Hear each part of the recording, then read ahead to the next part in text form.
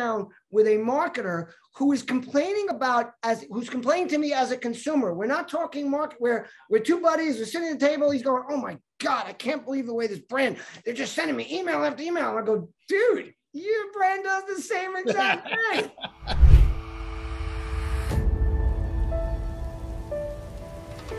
All right, y'all, we're back again with another episode of Leads to Growth.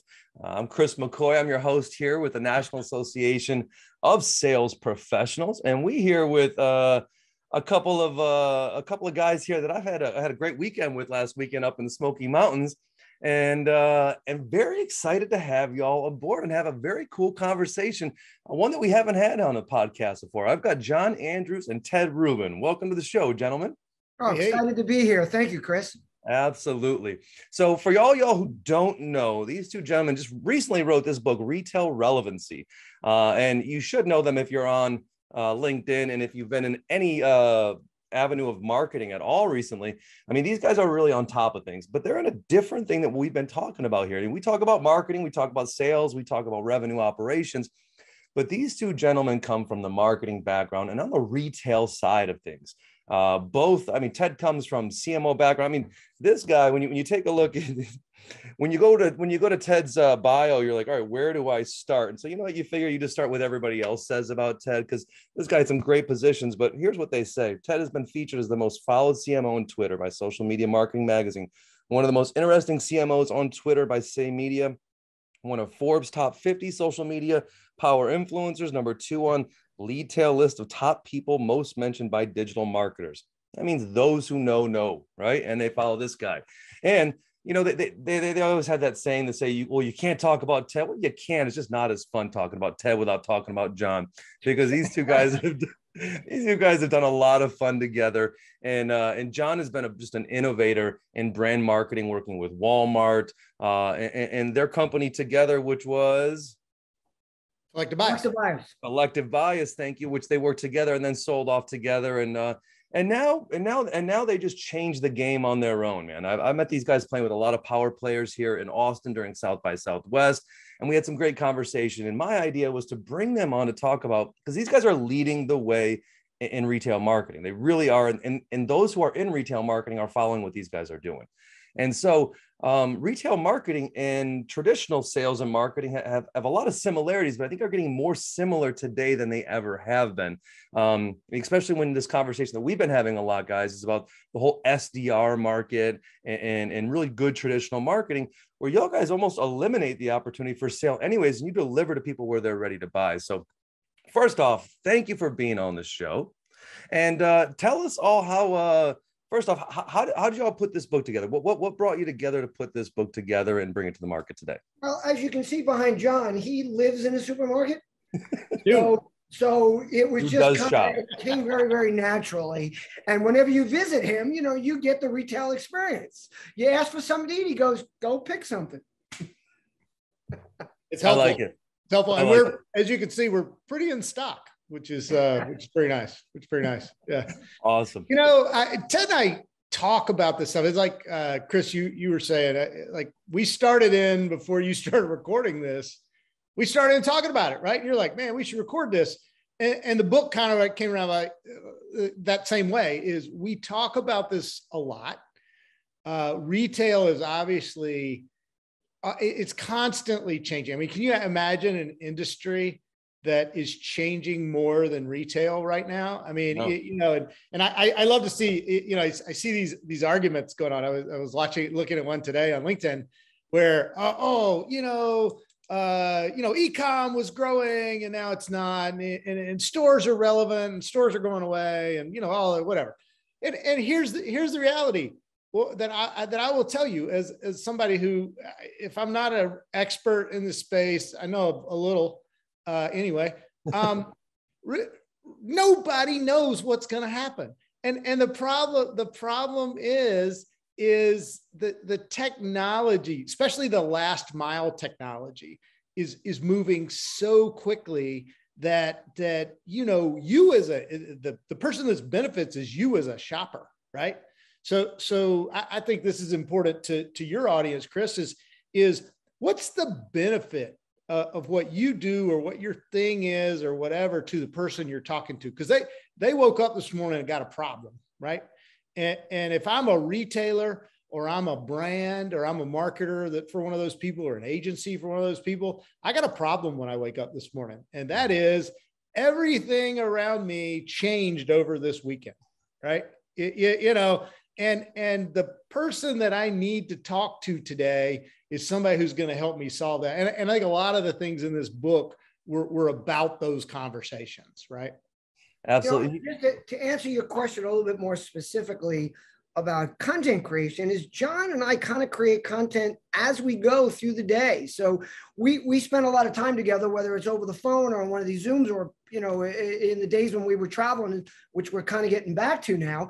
And we do a lot of road trips and we talk. And then all of a sudden, like someone will go, we'll look at each other and go, okay, we got to tweet that. Yeah. And it kind of starts usually as a tweet or a link or just a quick LinkedIn quote post.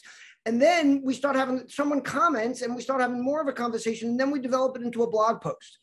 And then we start building up this content, whether it's a tweet, a blog post, an Instagram post, a LinkedIn post. And then all of a sudden, like with what happened with Retail Relevancy was like, we should, you know, people start saying, you should write about this. You should bring all this together.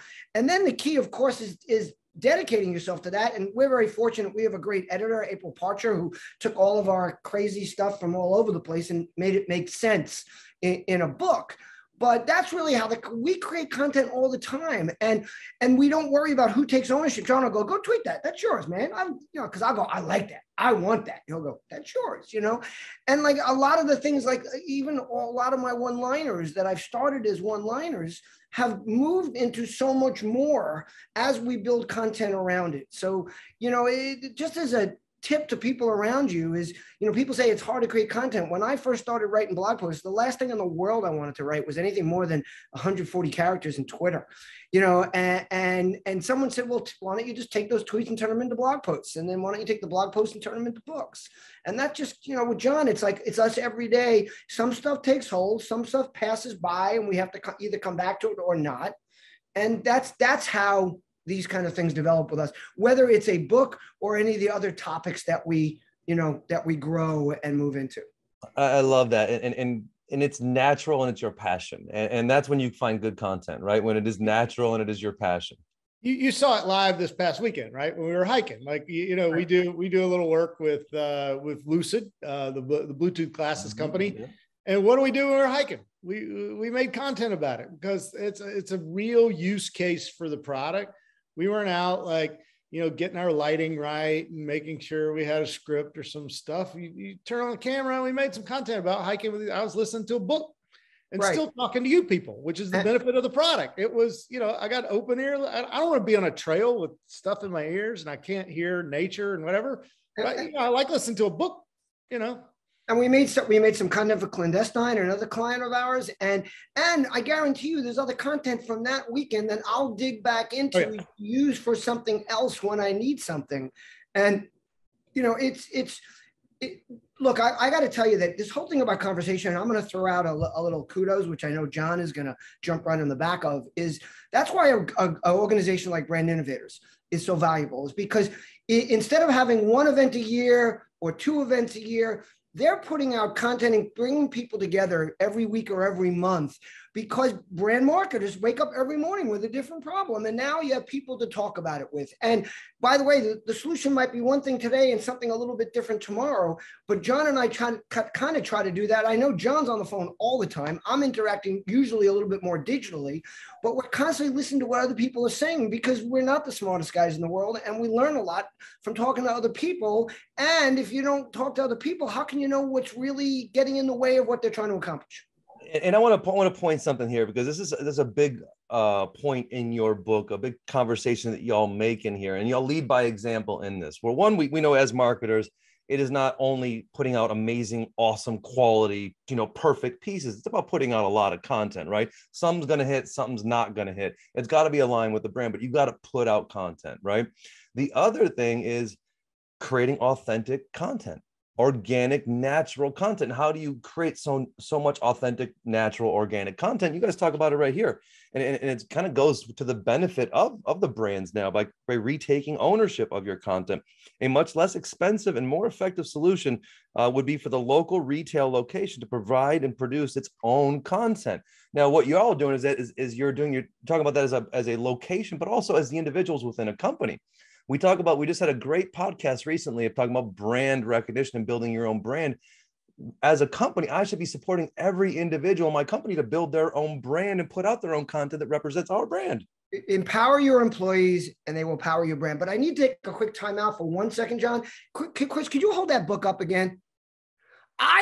You got little stickies in there. You got, I need to do that with one of my books. Into this thing, man. Put some highlights in there, man. I need to get a photo of that. I want to start using that. Like, this is not just a book that you leave on your coffee table. No. This is a working book. Yeah, this is a piece. Get out a highlighter, man. There's some stuff. Chris, that quote is excellent because look behind me. This is my Harris Teeter, right? And I always say, if you're a retailer and somebody refers to your local store as you have won. Like this is the Harris Teeter right outside my neighborhood. It's 0.5 miles from my front door because I walk it. I check it on my watch. I know exactly how far it is. This is where I shop, right? And I shop Harris Teeter because, like everybody else, it's the closest store to me. That's the number one reason people shop retail. Retailers still hate that, but that's proximity works, right? But imagine when I go in here, there's something going on in the floral department, and there's something new in the bakery, and there's things going on all around the store. Imagine if those employees are empowered to share their Easter bouquets that they just had and their things at that local level. Not only is that connecting with me as a shopper, but because it's shared locally, it is training all of the algorithms about shopping, about that store connected to the people who live in the geographic proximity of it. And I think that simplicity is lost on many people. And they're like, well, we can't have the floral department person making content. Why? Yeah. Like, if I walk into that store and I say, hey, I need a great flower arrangement. My anniversary was yesterday. I need a great flower arrangement for my anniversary. And I talk to that person, you're going to trust them to talk to me directly, right? But so you're not going to trust them to talk on Twitter or Facebook or TikTok? It comes down to what we talk about all the time over here. It's culture, right? And if you're doing a good job of onboarding, you're doing a good job on the upfront of aligning your true mission with your people's mission and your vision with your people's vision, then you will have people that will support your values in their delivering of their content. That florist is proud of the stuff they're doing. They are proud of their work. They are motivated by their work. They're into that. They love making people happy. Like, empower them to grow your brand. This is how it works. And trust, if they don't want to work there, they're telling everybody else, even if it's not on, on advertising your flowers, And today they're not working there because they got Here's one of the keys that are forgotten. Hire for passion, not for skills. You can always train for skills. You cannot teach passion. And if you get I've told the story a few times. John knows it. The Lowe's around here. I was just about to give up on Lowe's because my local store, I can't get anyone to help me. It's like nobody gives a shit.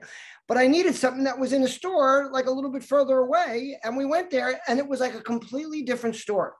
And now I go there, even though it's a little bit further, because every employee says hello. They're all anxious to help you. They don't leave you until you're done. And that is not Lowe's specifically. That is the store manager. And that's because they've got a store manager there that's passionate about what he does.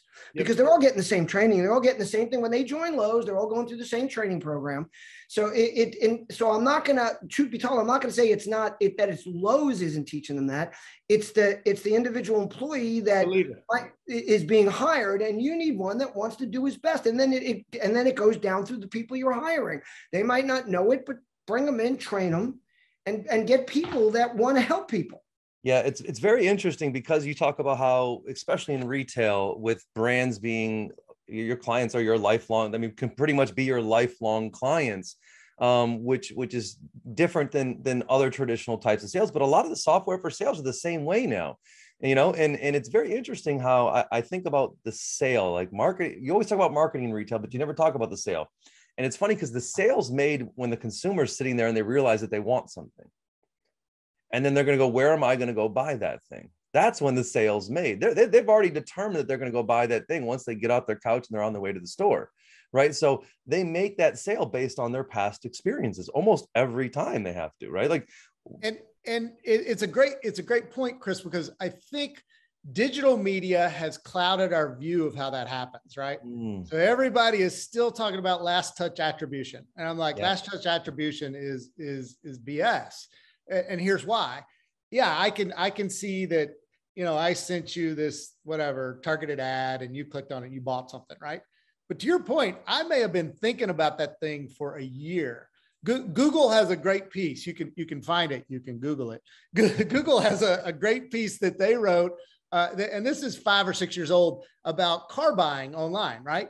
Do you know how many digital touches the average car buyer has had that Google could measure? This is only what they could measure. Google can't. 9,000? Is that what you said, or 900? Well, it was 900. 900. Right? 900, but that doesn't include me going, dude, McCoy, your pop-up tent that your nomad roof nest. Yeah.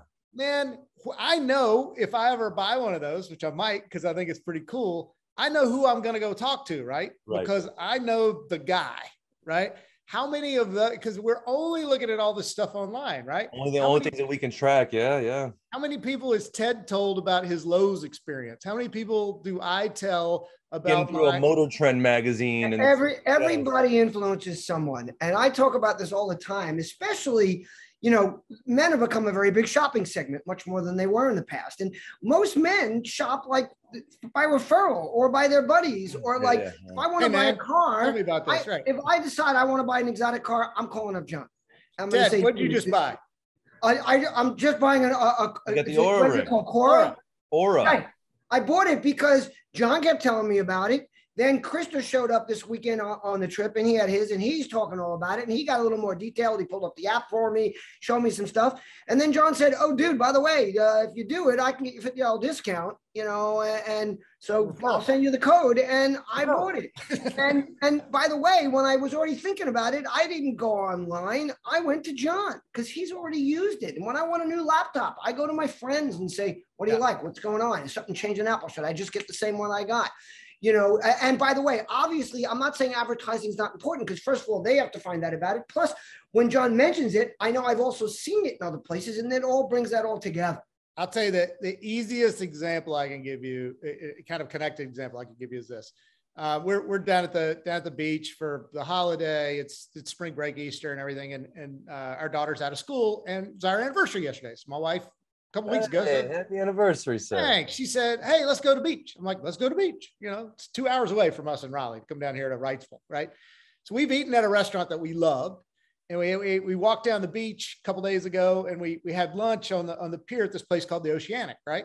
Mm-hmm. And I usually, when I eat, I'm one of those people who takes a picture of my stuff and puts it on Insta. You've seen it, right? Yeah. Last night, the Oceanic said, "Hey, happy anniversary. Thanks for stopping by." Off of that post. How easy was that? And what do you think I said to my wife? I'm like, "Oh man, we got to go back there and get a cocktail." I mean, that was pretty cool, right? Is that hard? Is that, how many brands could do that, but will not, because their PR agency or their social media agency tells them, "Oh, you don't respond to people and you don't follow back the people that follow you." Bullshit. How many people could do that but don't bother? Of course. Before I get on the call with somebody that I haven't spoken to in a while, or if I'm not familiar with them, I go to their Facebook profile and their LinkedIn profile and their Instagram, because I want to know if it was their 6-year-old daughter's birthday yesterday, or today or whatever. I mean, those are such little things that you can just show that you're looking people in the eye digitally. Listen, y'all. Ted wrote a book by that title, by the way. Hey, this dude sent me a direct message thanking me for sharing his post.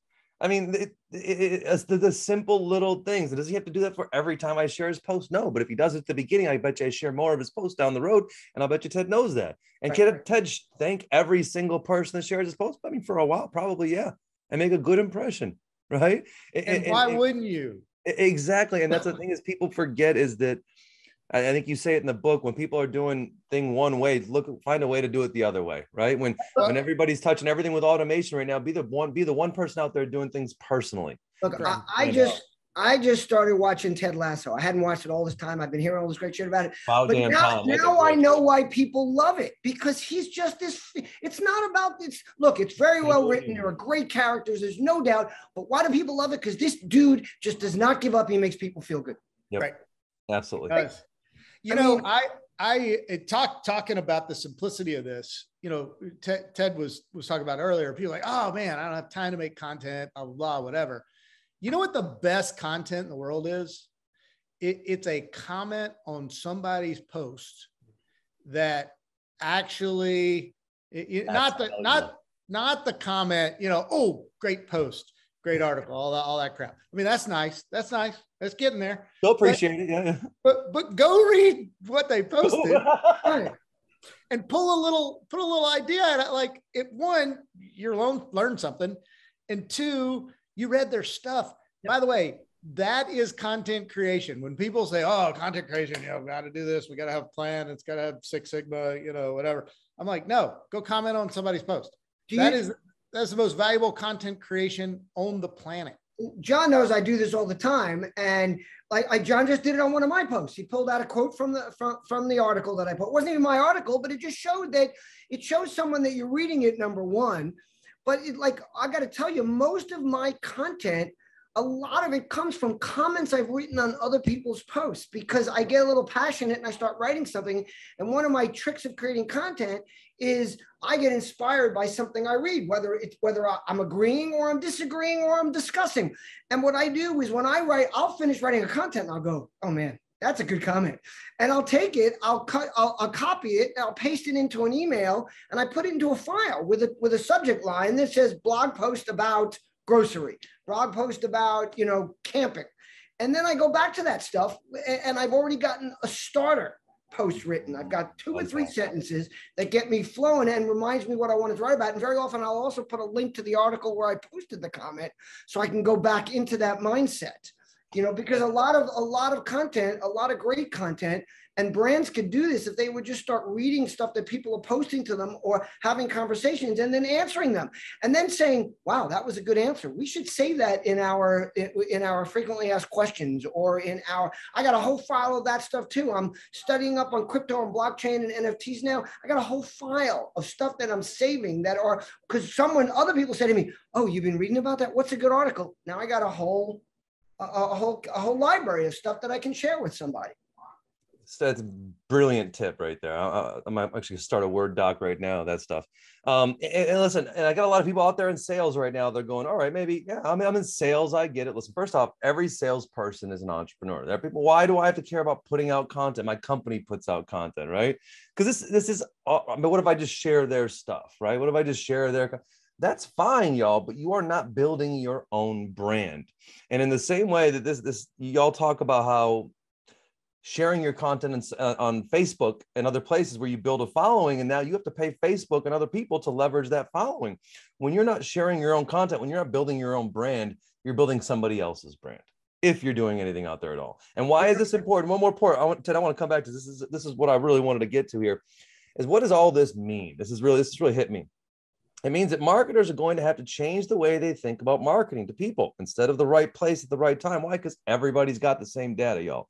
Everybody's got the same information. So instead of the right place at the right time, the right product, the right message, it will be about building sustained relationships with a shopper to be where the shopper wants things instead of always trying to predict when the shopper wants things. This is a fundamental marketing mindset change that must happen. And I love this, building relationships with your shoppers. How do you build relationships? Putting out meaningful content, not advertising and selling to them all the time. Yep. This is, well, you're aware, I'm sure, because everybody is, I think, pulling their hair out right now, trying to figure it out. Just in the past 12 months, Facebook, Google clicks have gone up on average across categories about 40%, right? So there were a lot, and in the past 2 years, I think Facebook ad rates basically on a click or engagement basis have tripled, right? So there were a lot, and this is that problem, what you just said. What has happened is everybody's got all this smart data, right? So you know the thing that is, it's all this retargeting spam that happens. Oh, Chris clicked on, whatever. And so all of a sudden you get hammered with this stuff. And that worked for a minute until Apple said, yeah, we're going to turn that data off for you, right? And Facebook kind of lately has said, oh yeah, us too, we're cool, and I'm like, no, Facebook's the problem.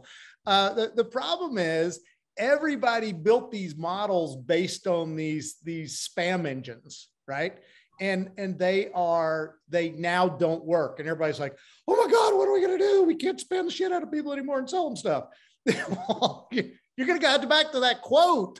You're going to have to figure out, how do you build community? How do you build connection? How do you do these things? We work, I do some work with a company called Smart Commerce. And I love smart commerce because smart commerce in my mind is friction-free shopping, right? Smart commerce is what I think is a new and growing shopper behavior of direct carting, right? So instead of, whatever, it's the intent of, hey, I'm on TikTok right now, and I saw this water, whatever, and I want to remember it. So I'm going to drop it in my cart right now so I can stay on TikTok and do that thing, but it'll be in my cart when I get there, right? So it's an intent. And I love tools like this that are just taking friction out of the way. Yes, I want to remember that, but I'm doing something else right now. I do this with wine a lot. We'll be at a restaurant, we'll have a great wine, you do it, you take a picture of the bottle and you save it, right? Why not drop that right in my what's the wine store?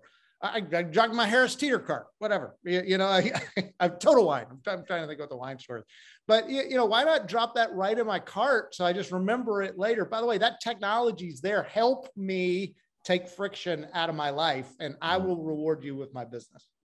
I love that, and I love brands like REI that are lifestyle brands that I'm reading about because I have an interest in the conversation that they're having, not because I'm looking to shop or buy.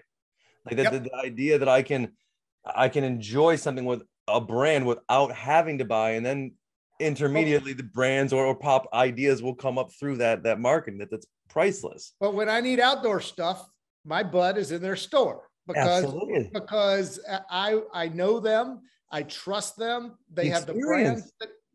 And they got a human. They got a human I can talk to. But we were just talking about socks right before we got here, right? Yeah, that's right. Yeah, there's a human in there that can tell me about socks, right? This is exactly it. Like the conversation that we had, this is how a purchase should be made. When we were hanging out at the cottage, we talk, oh, I like those boots. Where'd you get those? Oh, what do you wear for socks? Oh, what kind of outer piece do you have? This is how an experience shopping at REI is like. Yeah. So the guy's like, oh, where are you going? I'm going here. Oh, cool. I got this jacket. You should check out this. It's like talking to a friend about what works and what doesn't work. Right. And that, because we used to talk in sales about, it was, first it was, selling, right? You're selling someone. Then it became this consultative sales, right? And then it became, now it's all right. Well, we're having to a demo sale for everybody, right? Just educate everybody. And then when they're ready to buy, they're just going to talk to you, right? Well, add value, add value, be a part of the conversation, be a part of the lifestyle. And I think retail is doing a really good job of getting there. I think software for sales companies are realizing the lifetime value of their customers. They're also realizing how much the first sale impacts the renewal of the sale down the road. Sure. And so I think more companies are moving towards building lifestyle brands. And then now we go back to how do they do that? Well, you do that through building the brands of the individuals in your company. You do that through building local, and back again to that. So this is all, then it goes back to the geo tracking and the Google searching and all this other content. So it goes back to putting out content and training people. How do companies educate and train their people to put out content and to put out good content? What are tools or resources or ways that companies can can help empower, as Ted said, empower their employees to put out great content? I think to start, it's mindset. I mean, again, John, correct me if I'm wrong, or Chris, jump in. I don't know if there's a company out there doing that right now. That might be a nice little niche. The problem is it's hard to show the direct ROI on something like that. So I know the people that have tried to sell those services, whether it was me trying to do a return on relationship series of seminars with companies, you know, you get one marketing guy interested here, he says it sounds good, but then they can't see, like, how did that help my guys make more sales directly? So They tend to back away from those kind of things. So I think more importantly than anything, it's a mindset. It's wrapping your arms around the fact that, you know, I want to better my employees. There are certain companies that are already doing it in a big way. P&G is known for being like getting a master's degree in CPG. American Express is known for, I don't think I've ever met an American Express ex-employee that didn't say they left better than when they came, and they were well supported when they moved on, even when they were let go. Yeah. Amex gave them tools to find new jobs, tools to educate themselves. You know, I think that, again, it's a mindset, and it's something that becomes, and back to a word you used earlier, it becomes part of the company culture. Absolutely. That we want to do this. And then you need to get rid of that controlling mindset, which so many companies have. And what if they say this? And what if they say that? And, you know, I'm just talking to a company that John and I are starting to do some business with, and I'm talking about doing some things with them at their events called Evergreen Trading. And they're a media barter or problem solving company, they like to call themselves. But I spoke to the head of marketing, who was great, and we really hit it off. But I can see that internally, they're very worried about letting their people share anything because it might not be on brand. And I think now I'm not disagreeing that you want to be on brand. That's important. You want to make sure you're selling the story in the right way. But I think you also have to open up those lanes to allow people a little bit of leeway. And what we've all learned from the calamities we've seen happen, what we thought were the brand destroyer moments when a CEO or a head of marketing or even a director said something really bad, it went away in a few days, no matter how bad it was, as long as it wasn't found to be intrinsic of who the company was. Like, people can make mistakes, and all you got to do is steer them back. And I'm talking about serious mistakes get forgotten in 2-3 days. Yeah. The little minor, like, hey, Chris, you know, I saw that post you put out. You want to gear it a little bit more towards in this direction because we don't really do that or something. Okay, great. Do that next time. You don't have to delete that post. You just got to move on and evolve the way you're creating content. And I think a lot of companies are afraid of that. Yeah. A lot. I think John has something to say. I could see it. Oh, no, I just completely agree with you. And a lot of it comes from the top, right? So watch Doug McMillon, the CEO of Walmart. Man, he is in their stores creating content, that says to other people, tacitly or imply, you know, whatever, that says to other people, hey, let's make content. Now they have some things. I don't know if you know, but Walmart locally is one of the biggest users of TikTok in its local stores. They've got some employees who are empowered to make TikToks in their stores. They are starting to lead the way with live selling, right? Alibaba made a machine doing live selling, you know, and some of its influencers that has doing live selling. Walmart's doing live selling, right? And Walmart's really trying to get its head around, so I think a lot of those things come from the top and come from leadership and sharing and getting involved. You see your CEO doing those kind of things, or your senior leaders who are actively engaging in sales on LinkedIn or on other places, you're like, oh, I should probably do that too, or I'm okay to do that too. And how about not just empowering your employees? How about empowering your employees? How about paying attention to your employees? Think about these organizations, how many employees they must have on staff who have big TikTok followings or who are incredibly active in it, or might not have huge followings, but really know how to use TikTok and create content like a lot of the kids in school. I mean, think about how many young employees a Walmart has, a Target has, a McDonald's has, a Burger King, a Taco Bell. I mean, all of these companies, they've got to have thousands of employees that would be like, oh, can I make some content and work? One of the graphs we used to make was the collective reach of Walmart's employees. So when I worked at Walmart, Walmart had about 1.8 million employees in the United States, right? It was the largest employer outside the military in the United States. Think about, there was a stat, not sure where it came from, so I can't add validity to it, but there was a stat that 1 in 8 people in the United States knew someone who worked at Walmart. Wow. Think about the power of that connection. You almost go with the fear of loss when you're presenting an opportunity like that, as opposed to, hey, look, they have reach right now, that whether you're controlling it or optimizing it or empowering it, the reach is there and something's happening. Give them the problem that happened was companies, due to stats like John just said, recognized about 10 years ago the power of employee advocacy. Okay, maybe even a little longer than 10 hours ago.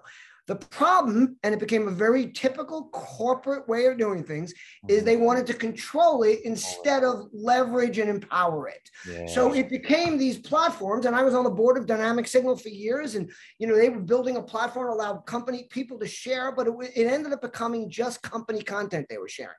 It was the blog post put out by Chris, the head of marketing or the head of comms, instead of using those numbers that they saw in the reach and using their reach, because how many employees on a real regular basis, and I wrote this, I was a big supporter of employee advocacy. And I wrote a post recently about how my opinion changed of the industry. And by the way, Dynamic Signal evolved their business around some of this. They became more of a communications tool. But the problem is I lost faith in it, because all what was happening is every company was just they were doing the math on, well, if we write a post about how great our new cereal is and all of our employees share it, they're not going to share it. And if they do, their followers aren't going to read it, because they're saying, oh shit, all John does is put out content about cereal, like enough already. Instead of empowering him to put out content in general, so that when that thing did come along, or he did write something about his company. And what I think John and I have found from all the traveling we've been doing is employees tend to be the biggest advocates of their companies in general. Yep. People are proud of where they work. It's a culture thing. I mean, it kind of over and over what y'all said. I mean, and culture starts at the top. It starts at the top, and when it's handled properly and when people are empowered, I think they do great things. But when the culture's not there, look, what is a company worried people are going to say? Things that they don't want them to say. So, it is. By the way, they're going to say that stuff anyway. Exactly, 100%. Get it out so you can fix the problem, not let it hide in the skirts. So I really love this, that it starts with culture, because I mean, you're seeing it with the generations that are coming up now. These millennials and everything else, they aren't sticking around a culture that is not aligned with where they're going. They won't even join one. No, right? What's really cool now is, my daughter's 16. So she started to think about working at a place and whatever, and she'll go and take a look, and then she'll go ask all her friends. And she'll be like, so what do you know about that place? And she came home, she said, oh, Dad, everyone hates working there. And I'm like, wow, imagine that. And not even necessarily direct, because they are so connected on Snapchat. She's got a friend community on everything. They can find out like that, It's unreal. I mean, look at what happened with the news and the war in Ukraine and everything. You ask anybody under the age of 30 and even some others, where are you finding out? And they're like, oh, I'm watching TikTok. Yeah. Yeah. It's and Snapchat. I remember one night earlier in the war, that when the war had started, our daughter came down and said, real serious question, are we going to have a nuclear war? And I'm like, that's a great question. I don't know. Yeah. And she says, well, I've been talking to these kids in the Ukraine and these kids in Russia on Snapchat. And I'm like, what? I'm like, yeah. We're watching news, We're still catching. We're probably reading books about it still, right?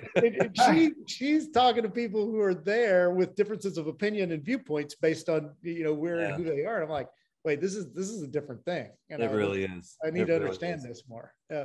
And I just love this conversation, and I love how you guys you're really having the conversation directly as consumers, directly from and I think it's the thing that most salespeople, most marketing people get lost in. They get on the side of the business, and you guys really are staying fresh on the side of the consumers, of the customers. And I think that is so important. I think most salespeople don't take enough time being empathetic and going through the experiences of what their consumers are going through on a daily basis. What do they feel like? What are their feelings today? What did they go through, so that they can have something to talk with them and really identify with them. Yes, Ted, roll. Chris, one of John's best things, I think it's in the book, but I don't remember everything. I love when someone says to me, you know, what you wrote on page 129. I'm like, all right. Yeah, this is my fourth book. I don't care if it's your first book. Page 129. Who the fuck? But there's something that we write about. Again, I believe it's in the book. It is that I just lost my total train of thought and don't even remember what I was going to say. So, well, I'm sure. Yeah, you said something I was going to say, so I'm sure it was really not that important, Ted. Guys, oh my God, I totally forgot. Chris, you kind of let in with something. You just let in with something, and I forgot. Sorry about that, guys.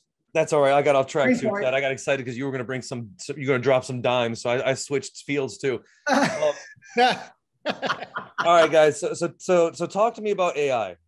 Where's AI taking us? What do we have to worry about? And it's because here's the thing. Let's see, right? I have the conversation with people all the time. You know, it's one person or the other person. I don't care if they track everything. I like some of the stuff I buy on Facebook. And the other person, I don't want them to know anything that I'm doing. Where is this going in retail? Well, is it going to get better for us as a consumer, or is it just going to get more intrusive? John probably knows more about this than I do, but it's something that's really piqued my interest, because whenever you listen to some of the new pundits, and I really should change this, the marketing pundits about crypto and about blockchain, is they all talk about owning your own data. It doesn't exist right now. You can't own your data.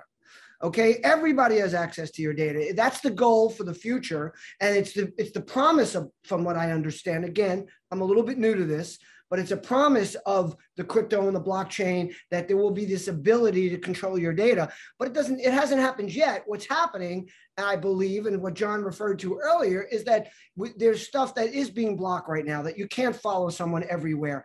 But I got to tell you, I'm a firm believer that Zoom's listening to us and selling the data. Oh, 100%. 100%. Y'all haven't watched John Oliver's episode 2 weeks ago. Check it out. This dude. I mean, because I come off of these things and I start getting served shit online. Yeah. I think you're exactly right, Ted. I think part of the problem is, okay, so your AI is smarter than my AI. Here's the fundamental problem, right? And it's smarter than Procter & Gamble's AI and smarter than what? I mean, the problem is these systems are gonna, and if you ever want to get scared, go down the rabbit hole, read a couple AI books.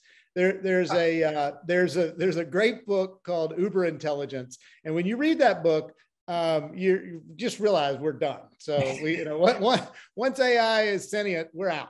And it's really scary because the premise of the book is we don't know what AI will do at that point, and it could really rapidly reinforce itself, right? So forget all that. Let's just talk about where we are today. There's a great article, if you hadn't read it yet, in the Times this weekend about AI has got really good at writing poetry. And it's so good at writing poetry that there are new poems that are coming out from AI. And you start to think, if you ingested all the poems that have ever been written and you pointed AI at it, at some point AI can write pretty good poems, and it can write symphonies, and it can do all kinds. Jasper's doing blogs now, right? Yeah. So I mean, it's coming. The problem is, how is yours going to be different than mine is going to be different than someone else's? And in a lot of ways, it's what happened with all this smart targeting that we had, is there is so much human attention available, right? There's a number of humans on the planet. They have 24 hours a day. And at some point, between watching TikTok and playing Fortnite and the unlimited content that's available on streaming and all of the things, you've only got so much attention, right? One of the stats that Smart Commerce uses is people only are actively shopping something like 17 minutes a day, I think it is, right? Yeah, I probably got that stat wrong, but it's most of the time, Chris, to your point, we are absorbing information from the world around us so that when we make decisions, we have. there's still this marketing idea that I'm going to hit you at the right time, the right place. I remember when I started as a marketer, that was the goal, right? And now then we got all this data and it's all a thing. And guess what? I don't need a sock ad right now. I don't. Marketing's going from, it's shifting from a traditional interrogation style. Like we're going to send you ads until you crumble. We know you want this. You've read The Paradox of Choice, right? And the idea, this aisle behind me, right? Yes. What's his name from Hello, Ted? Craig Dubitsky, right? The founder of Hello, really cool brand. He does this great presentation where he shows the toothpaste wall at a normal Walmart, right? And there are literally like 900 choices, right? And he's like, and really it's kind of red, which is Colgate, and blue, which is Crest, right? And he shows this visually. It's really impactful. And he's like, the problem is when our brains are overwhelmed, they narrow, right? The way your brain deals with two information is it blocks most of it out, right? Yeah. If you've ever read, you should go read about the fact that it is physically impossible for us to drive a car at night because of the things that have to happen in perception and motor skills. But yeah, we do it anyway, right? And usually most of the time we don't die. Well, yeah, the idea that the information's very little of it's coming from our eyes to our brain anyways. All of it is the illusion. Anything that's correct, unaligned with what we are already seeing in our minds, the only information sent back. You're right. So when it's too confusing, we're like, not needed. So back to your original question, I think AI maybe will perceive and understand that there's a negative to too much media, to too much input. But that doesn't mean that my competitor's brand is not, you know what I mean? And then I'll feel like I'm missing out. I don't, by the way, I don't know, and neither does anyone else. No. But I do know this. There are a lot of people staying up and thinking about it. And if you can help them, then maybe that's what you should be thinking. And back to our kind of core conversation, if you can help shoppers simplify that life, because I'm just trying to get away, right? You probably win. Now, I don't know exactly how you do that as a brand, but I know that if you can make my life easier as a retailer, you're probably more relevant for me right now. I think that's why Amazon wins. That's why we key up this simplicity. John and I were driving one day, and it was simplicity is the new everyday low pricer. Absolutely. Make it easy for them, and they'll buy from you again and again and again. And John mentioned it earlier. Frictionless shopping. That is the retail of the future. Friction free. Earn trust, make it easy, repeat. Earn trust, make it easy, repeat. I mean, really, it comes down to some simplicity, right? And how do you do that? You take the time to identify, you take the time to do the little things, and you take the time to communicate and talk. And this comes down to understanding your customer. This marketing conversation always comes back to understanding your customer. You want to be yes, Ted? I just got it. Boom. So what John's always talking about, and I believe it's in the book, is when you're a marketer, you've got to receive the same marketing message of consumers. You got to sign up for your newsletter. You got to do it from a browser that doesn't know who you are. You need to see what you're sending out and how you're beating people over the head. Because it's amazing to me that I will sit down with a marketer who is complaining to me as a consumer. We're not talking market where we're two buddies, we're sitting at the table. He's going, "Oh my God, I can't believe the way this brand, they're just sending me email after email." And I go, "Dude, your brand does the same exact thing." And I'm like, "No way." I talk to my people all the time. I go, "Sign up just put your email address into something and see what happens." And that's an incentive driven problem, right? Because if I'm the email marketing department, right? There is my goals, my bonus, my job are based on what? How many people are, how much stuff do we sell from email today? Right. So it always leads to, I can't tell you how many brands send a daily email. And I'm like, and justify it. When you talk to them, they're like, "Well, it's all," I'm like, "Nope, Yeah, and this is going to come back to culture. Just like John talking about the Walmart execs walking the store. I mean, there's a reason why that brand has been so incredibly successful. But again, how many retail execs go into their store? They don't walk it as the chief exec. Go in and shop. Yeah, exactly. I'm doing a home project. I'm going to go into Home Depot or Lowe's as an executive, and no one's going to know who I am. I'm just going to go over there and try to fulfill it. And don't shop. You know, we used to laugh when my wife and I both worked for Walmart in a corporate office in Bentonville, right? And we used to laugh, and it was a kind of a running joke of, you cannot go shop the stores in Bentonville.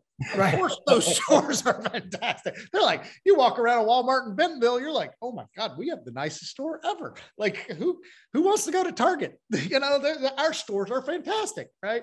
And I'm like, no. You got to drive about 2 hours west into Oklahoma, pick yourself a little town and go in a store there so you can see a real store, right? Go check out the bathroom there and see what it looks. Go check out the bathroom there. Go return something. Go see what happens. Eat the dog food. That's what we called it, Ted. We eat your own dog food. That was one of our Quicken Loans isms that we helped them create, one of their values. And I think that it goes back to values and culture, guys. I mean, we keep saying it over and over and over again. You know, and you eat your own dog food when you're, yes, absolutely. Yeah, absolutely. Yeah. I was just in a Walmart the other day, and because my local grocery store was closed. So I went to the Walmart, and I always kind of go, I know the Walmart, but I went in and out of there, never had to talk to anybody, had a couple questions, didn't encounter anybody, just went out, paid. Normally it's the self-checkouts, only like 12 items. They got rid of that thing there now. You just check right out, didn't have to deal with anything. It was one of the most smooth processes. And have you been in a Sam's Club yet with the guided checkout? No, I've heard though. Yeah, so you can go in some Sam's Clubs now, and it's kind of like the Amazon Go stores. You just walk. By the way, that's going to be. I can't wait to go see. They just turned on a Whole Foods. I think it was in Philadelphia, Ted. I got to remember where it is, but it was somewhere that I think you and I are going to. And I'm like, oh, I want to go see. So they turned on a Whole Foods with the Amazon Go technology. Nice. You walk in, you scan your palm when you go in, which is a little freaky for people, but I don't care, you know, and you get all your stuff and you walk the heck out. And it's, again, it's the easiest, you know, friction thing ever, you know, and that's coming. You don't think. 100%. And John, we're going to wrap it up to one more thing. You said we don't know where things are going. Stores aren't closing, right? People still enjoy some community experiences, right? But online is not going away. People are getting, you know, and I think they're evolving and they're shifting what they bought here and what they bought there. So the idea is that, yes, we may all have a good idea where things are shifting, and people are making a lot of great adjustments and moves, yet we still have to stay in touch with our consumers on a regular basis, because they're going to move, they're going to shift. And as technology moves and shifts, these things are going to change even more rapidly as the headsets, the 3D, the VR, all this stuff. Relationships are like muscle tissue. The more you engage them, the stronger and more valuable they become. We're going to close with that. And that goes for consumer relationships. That goes for whatever it is. And another thing I like to say is that remember that customer service is such an intrinsic part of your brand, because there's no time where you have 100% of your customers' attention other than when they come for customer service. And then they're listening to every word that comes out of your mouth. True. Absolutely. Yeah, absolutely. I love it, y'all. Y'all, this is beautiful. This is probably, I'll push this another 2 hours. I can talk to y'all all day. Great conversations. We usually only go run 45 minutes on these things. So I've already run longer than most of all. Before we close out, I just want to tell your audience, John and I will be in New York City, the big city, June 5th to June 9th. So if you're around and you want to connect with us, we tend to pick a place every, one night here or there where we're happy to have people come over and join us for a cocktail. And, we'll try to make ourselves available, but just reach out. It's at Ted Rubin and at Katahdin, Katadhin on Twitter, or my phone number is 516-270-5511. I actually answer my phone, or if you get voicemail, it accepts the voicemail. My voicemail is not full. Or Ted Rubin at Gmail. We would love to hear from you guys. Yeah, that's how they do it, y'all. I told you, special guys. And they will connect. And trust me, their LinkedIns will be in the comments down here, y'all. Hey, y'all had a good time. I know you did. So make sure you go put all those stars down in the comments below. Like, comment, share all the fun things. And thanks for joining us for another episode of Leads to Growth. Ted Rubin, John Andrews. Thanks, gentlemen, for being here. Appreciate y'all. Thank you, sir. All right, y'all. We'll see you on the next episode. That's the National Association of Sales Professionals Leads to Growth. I'm Chris McCoy. Next time, y'all.